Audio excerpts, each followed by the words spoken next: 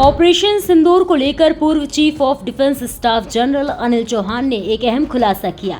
उन्होंने स्पष्ट किया है कि भारत ने पाकिस्तान की कथित परमाणु साइट किराना हिल्स को जानबूझकर निशाना नहीं बनाया था। जनरल चौहान के मुताबिक सरगोधा इलाके में भारतीय सेना ने कई ड्रोन भेजे थे और इनमें से एक ड्रोन अपनी उड़ान क्षमता पूरी होने के बाद किसी पहाड़ी से टकरा गया होगा। दरअसल मई 2025 में भारत ने पहलगाम आतंकी हमले के जवाब में पाकिस्तान और पाकिस्तान के कब्जे वाले कश्मीर में ऑपरेशन सिंदूर चलाया था। इस अभियान के दौरान 9 आतंकी ठिकानों को निशाना बनाया गया था। इसके बाद सोशल मीडिया और पाकिस्तानी मीडिया में दावा किया गया है कि किराना हिल्स पर भी हमला हुआ, जहां पाकिस्तान का कथित परमाणु हथियार भंडारण केंद्र मौजूद है। अब पूर्व सीडीएस जनरल अनिल चौहान ने इन दावों पर स्थिति साफ की है। उन्होंने एयर मार्शल AK भारती के उस बयान का समर्थन किया जिसमें कहा गया था कि भारतीय सेना ने किराना हिल्स को निशाना नहीं बनाया था। जनरल चौहान ने बताया है कि सरगोधा की ओर कई ड्रोन भेजे गए थे। किराना हिल्स सरगोधा से करीब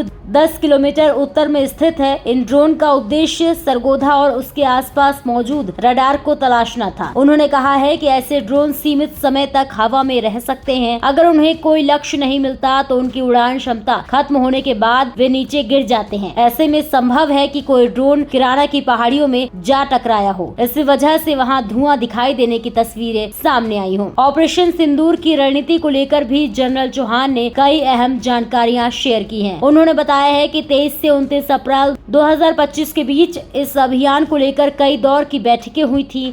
चीफ ऑफ स्टाफ कमेटी और राष्ट्रीय सुरक्षा सलाहकार के साथ कई बैठकें की गई और सैन्य कार्रवाई के अलग अलग विकल्पों पर चर्चा हुई। 29 अप्रैल को प्रधानमंत्री नरेंद्र मोदी की अध्यक्षता में हुई महत्वपूर्ण बैठक में ऑपरेशन की रणनीति को अंतिम रूप दिया गया। बैठक में रक्षा मंत्री राजनाथ सिंह, NSA अजीत डोभाल और 3 सेनाओं के प्रमुख मौजूद थे। जनरल चौहान के मुताबिक इसी दौरान बहावलपुर को भी संभावित लक्ष्य की सूची में शामिल किया गया। रात के समय कार्रवाई करने का फैसला इसलिए किया गया ताकि आम नागरिकों को कम से कम नुकसान हो। जनरल चौहान ने कहा है कि प्रधानमंत्री नरेंद्र मोदी ने सेना को कार्रवाई का समय खुद तय करने की स्वतंत्रता दी थी, लेकिन साथ ही ये सुनिश्चित करने को कहा था कि अभियान में विफलता की कोई गुंजाइश न रहे और कार्रवाई के पर्याप्त सबूत मौजूद हो। इस खुलासे के बाद किराना हिल्स को लेकर चल रहे दावों पर एक बार फिर बहस तेज हो गई है। हालांकि पूर्व सीडीएस के बयान के मुताबिक भारतीय सेना का उद्देश्य किराना हिल्स को निशाना बनाना नहीं था। इस खबर को लेकर आपकी क्या राय है? कमेंट सेक्शन में जरूर शेयर करें और ऐसे ही और भी तमाम खबरों को देखने के लिए जुड़े रहिए भारत एक्सप्रेस के साथ।